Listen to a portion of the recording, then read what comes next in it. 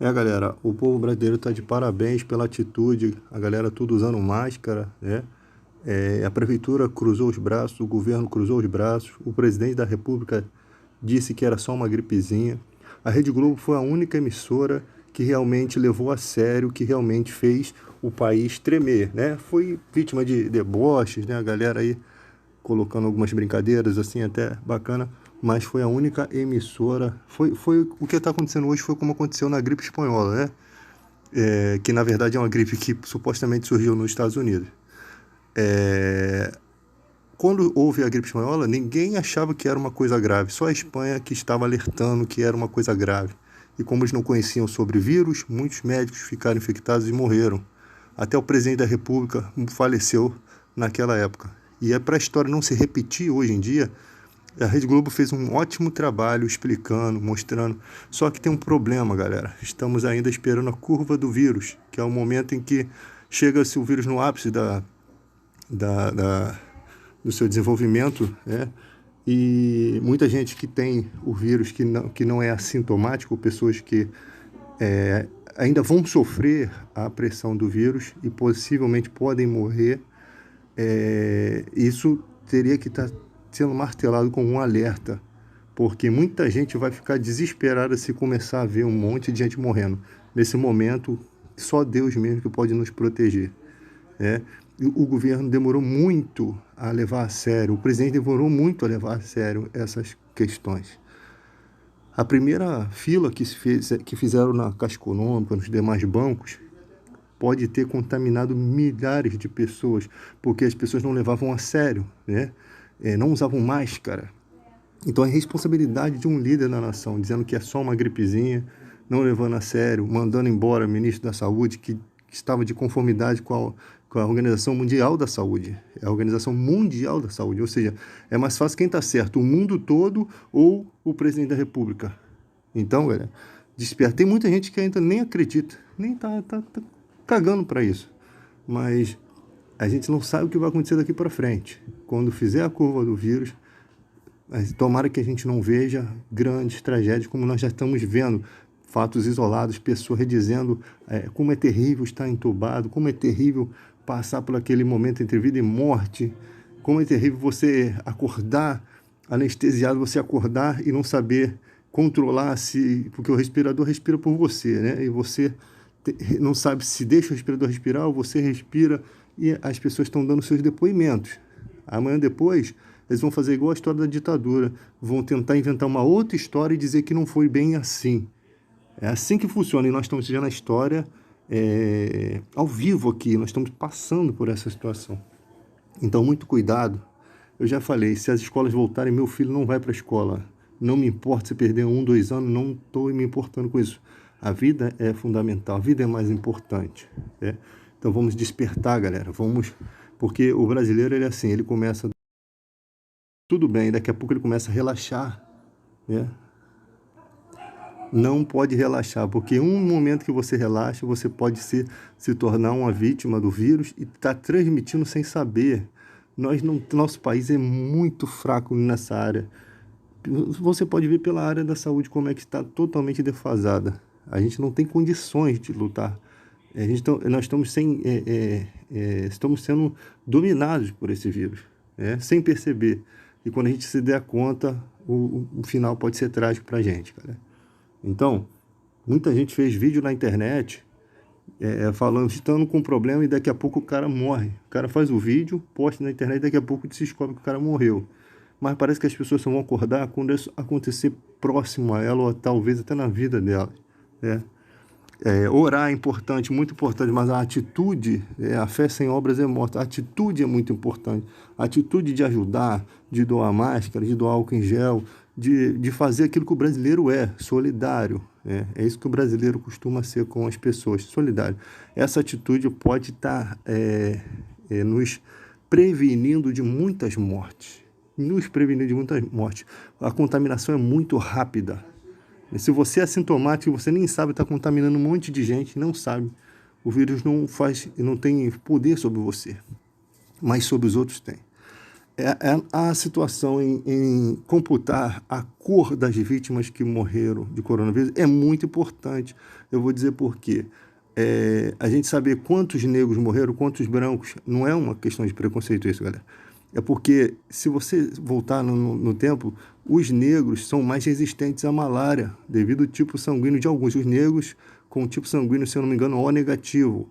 E descobriu-se que esse tipo sanguíneo ele é mais antigo na Terra, ou seja, ele tem mais anticorpos, então ele é mais forte contra a malária. Isso você pode pesquisar aí no Google. E talvez, como eu sempre falo, a cura contra o vírus esteja nas vacinas que a gente tomou ao longo da nossa vida. A gente não sabe como é que é o coronavírus, se chegar nos povos indígenas, vai defasar os índios, vai acabar, vai liquidar com eles. Porque eles não têm anticorpos, eles não tomam vacina. Eles não têm as defesas, eles não têm as vacinas da infância que a gente toma. Então esse contato do homem branco com o índio pode acabar com os índios. E muita gente pode estar assassinando os índios sabendo disso, né? Contaminando suas florestas e essas coisas todas, só para você ter uma noção. Então é muito importante saber se o negro resiste mais do que os brancos. E aí você determina que existe um fator ali relevante que pode fazer com que se vença a doença, né? Eu sempre falo de fatores tipo sanguíneo, alimentação, habitat de vida, sabe? Tudo isso é um mapa que se traça para se saber se ter algum caminho para se identificar, para se mapear as fraquezas desse vírus. O que é resistente a ele? Isso é de suma importância. Só que nosso país não resiste a nada. Não resiste. Você chega com suspeita de coronavírus, eles não dizem se você tem ou não tem, né? Mas no sepultamento, como é que vai ser? O Instituto Médico Legal não deve estar fazendo as declarações, né? O atestado de óbito constando se é coronavírus. Acho que o médico está fazendo isso, mas está uma bagunça. E com essa bagunça, né?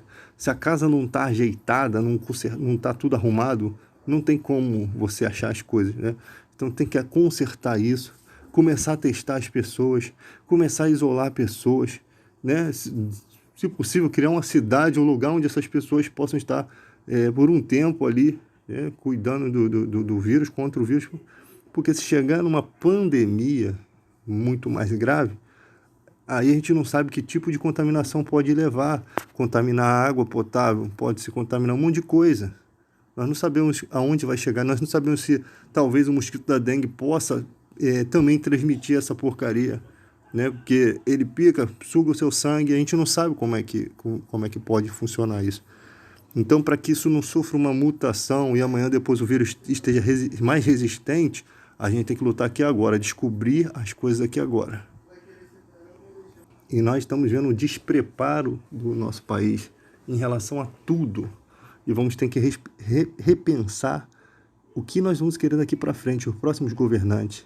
Acabou essa palhaçada de político comer pastel em época de eleição e o povo fica assim, mas ele é humilde, ele é do povo, ele apertou a minha mão. O povo ainda está acreditando em conto de fada. Mas ele é muito humilde, ele assinou com a caneta Bic, ele sai na rua, ele fala com as pessoas. Olha, um presidente diferenciado. Para mim é hipocrisia. Hipocrisia. Eu acho que, como Jesus disse, pelos frutos se conhece a árvore. O que anda fazendo? O que anda frutificando? O cara falar que é uma gripezinha, enquanto você que está sofrendo, quem não está sofrendo não vai dar importância a isso. Mas quando você vê alguém da tua família, teu filho, tua mãe, algum parente seu sofrer essas coisas, você vai ver qual é o tamanho da irresponsabilidade do presidente da República. Tá? Não estou falando isso. Então a questão não é de você ter votado ou não ter votado na pessoa. Não é essa a questão. Nós estamos num momento de pensar nisso, sabe? Nós estamos num momento, se o cara estiver fazendo certo, quem vai dizer que está errado? Eu sei que tem gente que mesmo o cara fazendo certo vai dizer que está errado porque não gosta do cara. Mas a maioria das pessoas são sensatas. As pessoas são sensatas em entender. O cara não está fazendo certo. Não é um comentário certo. Você vê tudo hipocrisia. O cara precisava falar alguma coisa. Sobre ser contra o AI-5. Aí daqui a pouco um cara no meio da plateia fala, tem que fechar o Supremo Tribunal. Quer dizer, o cara fala as coisas no momento exato que o presidente precisava dar uma desculpa, no meio da entrevista. Isso é comprado, gente. Isso daí é mais falso que nota de R$ 6. Entendeu? E é complicado. Aí o cara tá fazendo a entrevista, no momento que tá fazendo a entrevista, começa a bandeira subir e as pessoas, o cara tocar lá aquela corneta lá do quartel para o cara dizer que é patriota. Porque não, não, peraí, para tudo. Isso não é patriotismo, não. Isso é só um pedaço do patriotismo. Isso é só um pedacinho, um protocolo. Patriotismo é muito mais do que isso. Só vocês não entendem a hipocrisia. Aí o cara tá falando alguma coisa, fica um arranca de gente no cercadinho. É isso mesmo, meu presidente. Eu não sei o que. Pô, o cara compra a plateia. Isso é hipocrisia. Isso é Jânio Quadros. Isso é hipocrisia. O Jânio Quadros que botava casquinha no paletó para dizer que tinha caspa, que era do povo, comia quentinha no meio do povo, e depois tomou-lhe um chute no traseiro, o povo cagou para ele. Entende? Então, isso é hipocrisia da mais ridícula. Aí depois tem aquela oração falsa, que de crente não tem nada.